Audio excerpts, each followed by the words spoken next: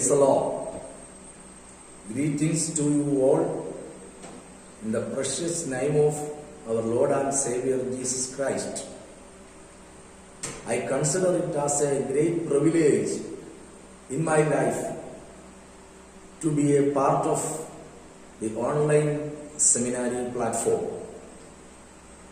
First of all, I express my gratitude to Pastor Danikuti Abraham, who is the administrator of this online seminary, along with Pastor P.P. Elias and all the other faculty members who are participating as experienced teachers in this platform.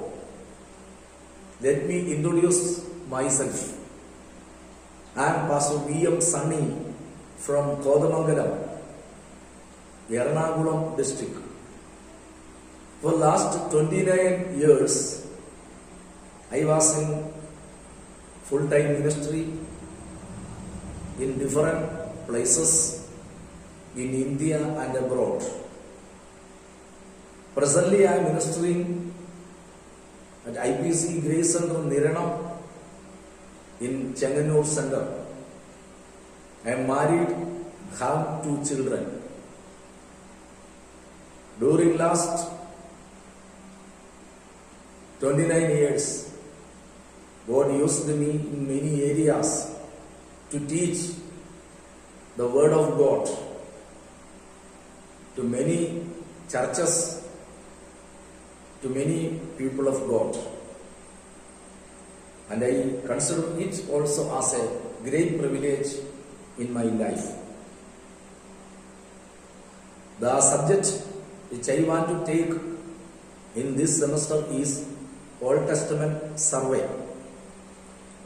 For that I have 20 classes of 30 minutes each. The first 2 classes I will take the introductory part, and the 18 classes I will explain you the 39 books of the Old Testament. The time is not enough to give you a detailed explanation of each book. When I calculate, I understood that I will get 10 to 12 minutes for each book of the Old Testament. So I want to take you a condensed outline, a brief summary of Old Testament books. When we consider the scriptures, the Bible is the Word of God. It is God's special book. It's not like other books, but it's a supernatural book. It was written by many different people who wrote by the inspiration of the Holy Spirit. We can read in 2 Timothy chapter 3 verse 16 that all scripture is God-breathed and is useful for teaching, rebuking, correcting and training in righteousness, so that the man of God may be thoroughly equipped for every good work. And in 1 Peter chapter 1 verse 20 and 21,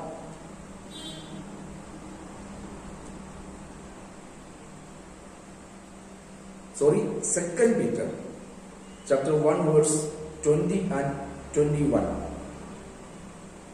Above all, you must understand that no prophecy of scripture came about by the prophet's own interpretation. For prophecy never had its origin in the will of man, but men spoke from God as they were carried along by the Holy Spirit. So, Bible is the Word of God. The Bible is the world's best seller. It consistently outsells any other book. The Bible has been translated into more languages than any other book in the world. It was originally written in 3 languages: Hebrew, Aramaic, and Greek. The Bible we has seen translated by dedicated people so that we can have God's words, thoughts, and plans. The Bible is also one of the oldest books in the world. The most ancient portions of the Bible dated back almost 4,000 years. Yet, it is still the most modern book in the world today. For in it we find the answers to life's greatest questions. Number 1, where did I come from? Number 2, why am I here? Number 3, where will I go? Even though the Bible is made up of 66 smaller books, it has only one central theme. The theme is God's loving plan to rescue mankind. At the front of the Bible, we will find a list of 66 books that can be found in the Bible. The Bible is divided into 2 sections: the Old Testament and the New Testament. The Old Testament tells us about God's work with His people before the birth of Jesus. My dear ones, the most important relationship we can have in this life is with God. Through reading the Bible, we came to understand what God is like, His thoughts, His plans, and His promises for us. Let us think, why do we study Bible? I want to point out to you 10 reasons from the scriptures for this question. Why do we study Bible? As for the children of God, the relation to the scriptures is very much important. The proportion of one's relationship to the scriptures is the measuring rod of his relation to God. Without reading and meditating on the word of God, one cannot understand the will of God about him and grow in the relation to the Lord. Here is the reasons to study Bible. Number 1, it is God's command to His people to read and study the scriptures. We can read in book of Deuteronomy, chapter 6, verses 6 through 9. God commanded through Moses to the children of Israelites that they must read the law, teach them unto their children, talk of them and bind them upon their heart, write them upon the doorpost of their houses, and meditate on them. And also Deuteronomy chapter 17 verses 18 through 20. We read that the king of Israel must have a copy of the law in his hand, and during his lifetime he must read and meditate the word of God. When we came to New Testament, Gospel of Matthew chapter 11 verse 28 through 30, Jesus taught, "Come unto me, take my yoke and learn from me." To sit at the foot of the Master and study from him is the most important responsibility of a disciple. Mary of Bethany is a good example. We can read it in Gospel of Luke, chapter 10, verses 39 to 42. Why do we study Bible? Reason number 2. For a child of God to be perfect. 2 Timothy chapter 3, verse 17. There we can read that the man of God may be perfect. All scripture is profitable. To be perfect, all scripture is profitable for correction, for reproof, for chastening, and for training in righteousness. Matthew chapter 5, verse 48. We read like this. Be ye therefore perfect, even as your heavenly Father is perfect. How can we be perfect like the heavenly Father? Only through the word of God. Reason number 3. For the child of God must not be misguided. Ignorance of the scripture is a dangerous thing. Gospel of Matthew chapter 22, verse 29. There we read that some people came unto Jesus for asking questions. Jesus replied to them, you are in error because you do not know the scriptures. So ignorance of the scripture is a dangerous thing. See the experience of the 2 disciples who went to Emmaus after the resurrection of Jesus.